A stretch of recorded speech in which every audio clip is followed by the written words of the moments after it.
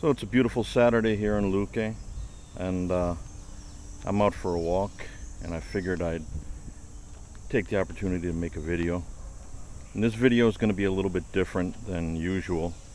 First off, it's a response video to a person named Vanessa who made a comment on one of my videos, basically stating that all countries in the world are basically in the same boat when we're talking about safety. And I obviously dispute that notion, but also, given the current situation in the world, there seems to be a trend of people making videos about the safest countries to be in during World War III. And I figured I'd follow suit with that, because from the videos I've seen some pretty outrageous suggestions, including Iceland, Switzerland, Greenland, even Antarctica. Now, realistically, where are you going to grow crops in Iceland? And how are you going to stay warm in Antarctica? And how are you going to manage to get a residency in Switzerland, right? So, in this category, I feel that Paraguay is vastly underrated. I basically haven't seen Paraguay mentioned at all. So this is my attempt to make the case for why Paraguay would be a good country to hide out in, seek refuge in, if there ever were a World War III or a crap hit the fan situation in the world. Now, to start off, I needed a framework for my analysis of this. And this video is going to be a little bit dry, I think, because it's going to have a lot of facts and figures and numbers. So bear with me. But I went using the framework, or using some of the framework of James Wesley Rawls. And he's an expert in survival. He runs the survival blog, survivalblog.com. I highly recommend it. It's full of a lot of good information if you're into that type of thing.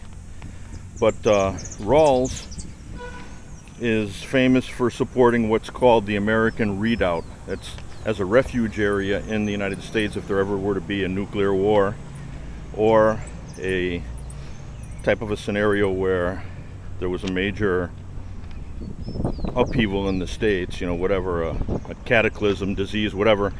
He advocates for what's called the American Redoubt, which is an area in the Northwest which includes Idaho, Montana, Wyoming.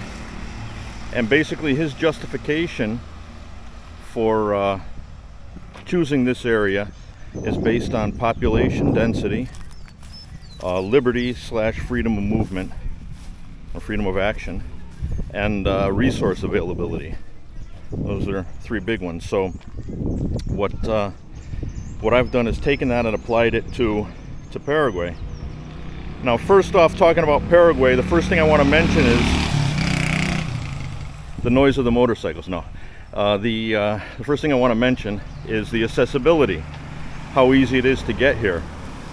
For less than $2,000 and a little bit of effort spent collecting documents, you can get your residency here. And it's one of the easiest countries in the world to obtain residency in. And aside from that, once you're here as a foreigner, there's no difficulties in purchasing land. So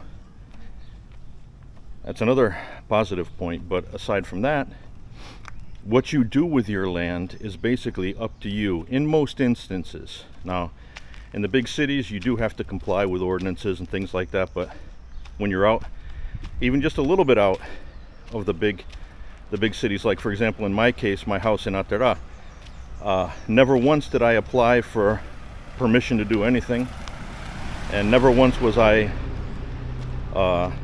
approached by zone enforcement officers or anything like that. I've put up buildings. I sank a well, 100-meter well for fresh water, put up fences, done pretty much whatever I want, never asked permission and never was told I couldn't do it. So that's another big positive. But now now that I've broken down that, I want to get into a little bit about Paraguay itself. So Paraguay has about 7 million inhabitants, right? And has a population density of 47 people per square mile. Now that's an equivalent population density to the states, basically it's close to an equivalent of the states of Oregon or Colorado or Utah. Now the thing is, with population density, you got to take that with a grain of salt, because there's a large area of the country that is basically, for all intents and purposes, uninhabited. In the Chaco area, you've got tens of thousands of square hectares that are just basically for raising cattle, or or basically that's about it. So, but the flip side of that is that the vast majority of the population in Paraguay lives in the greater Asuncion area. Basically half the population, 3.5 million. So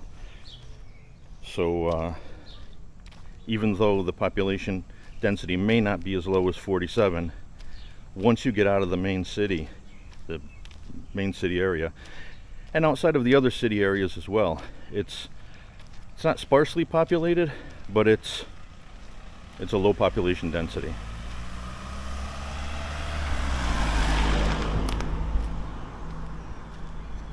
Now, as far as resources go, Paraguay is very wealthy in an agricultural sense. They're the 10th largest beef exporter in the world. Major production here is of rice, wheat, corn, soybeans, and citrus fruits. And basically, due to the climate here, you've got round the year growing season. Now, of course, in order to obtain that, you would have to have some type of a structure for the cold months, because we do get the occasional frost that will kill, a lot of plants, like frost does. So you do need to have some type of a overhead cover for your plants in the winter time. But basically, a good 9 months out of the year anyway, without that, you can plant and you can harvest. Paraguay is also an electricity exporter. Paraguay is a half owner in 3 different hydroelectric dams. One of them is the Itaipu Dam, which up until the Chinese built their Three Gorges Dam was the biggest hydroelectric dam in the world. So there's no shortage of electricity, even though electricity shouldn't be as cheap, or shouldn't be as expensive as it is. It should be cheaper, but due to corruption and due to the government exporting electricity, the prices are a little bit higher than they should be, but that's just my opinion. And so Paraguay is the 7th largest electricity exporter in the world. And as far as other resources go, Paraguay sits on one of the largest aquifers in the world, the Guarani Aquifer. And the Guarani Aquifer is immense. It's calculated to have 40,000 square kilometers of, 40,000 cubic kilometers of water. And from information that I've got from off the internet, from a couple different websites, organizations, they calculate anywhere from that amount of water being enough to supply the entire world, every single person, based on a world population of 6 billion, for between 900 and 1600 years. So that's a hell of a lot of water. Now, Paraguay isn't the sole owner of that aquifer. The vast majority is under Brazil, but the entire southeastern portion of Paraguay is sitting on top of that aquifer. So fresh water will be limitless here.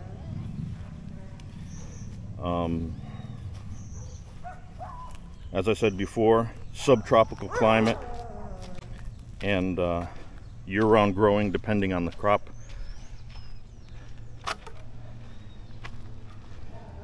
As far as natural disasters go, Paraguay does see the occasional tornado.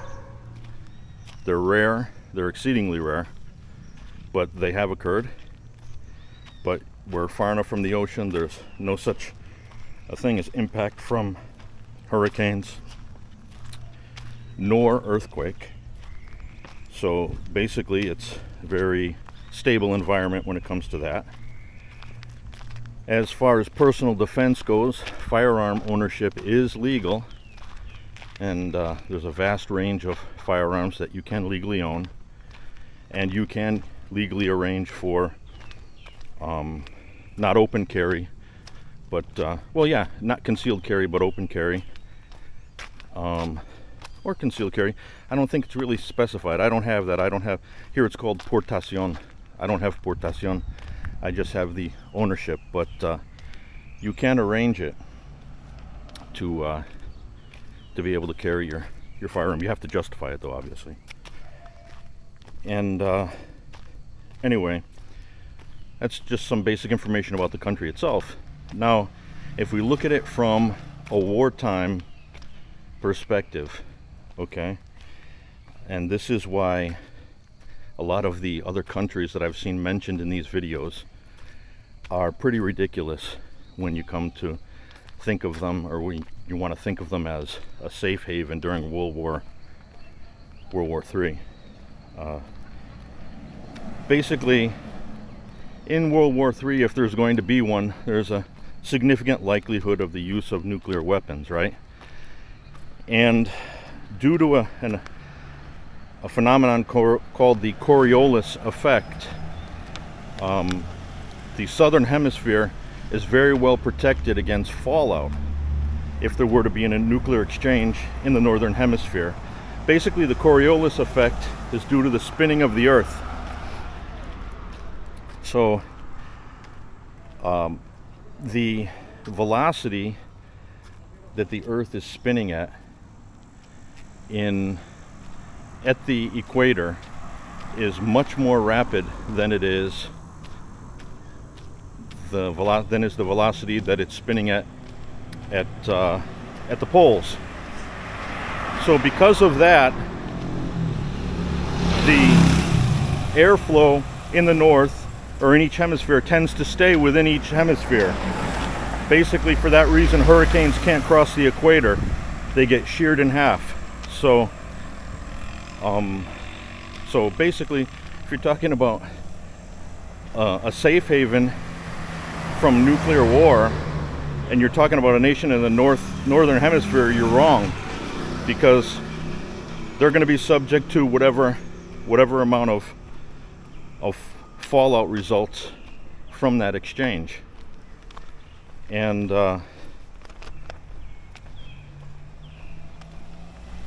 I should mention also, when we're talking about nuclear war, right, you basically break it down into two different types of targets: counter force and counter value. Counter force targets are military bases, you know, Navy bases, Air Force bases, missile bases. Counter value targets are cities, right? But what it boils down to. So aside from the fallout aspect, the southern hemisphere is a very good bet, because there are no counter force targets in the southern hemisphere.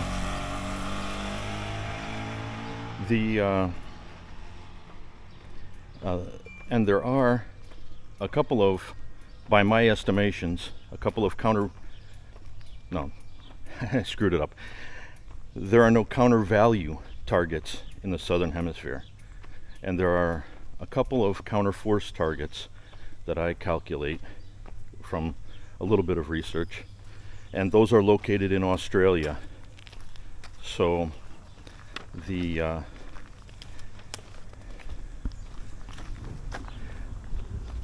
counterforce target that I noted in Australia, there's two of them. One of them is called Pine Gap. It's a joint defense facility, and the United States CIA and the NSA have that as a collection point for missile telemetry. So oh, okay guys, so this is a collection point for missile telemetry. Basically records any time that they would be launching, so it's a vital set of eyes for the US to have on China, and it would certainly be a target for the Chinese anyway. And also they cover also the Asian portion of Russia, so it would certainly be a target. Whether it would be nuclear or not, I don't know, but most likely if it was, it would be an airburst target. So they would be seeking to destroy their capabilities, maybe with an EMP, electromagnetic pulse weapon, or with an airburst that flattens the facility. They wouldn't be looking to knock out bunkers or any subterranean facility. So because it's an airburst, there would be almost no fallout involved. Now the second target is an air base, which has just been remodeled by the United States. $1.1 billion was spent. A significant portion of that was from the United States to upgrade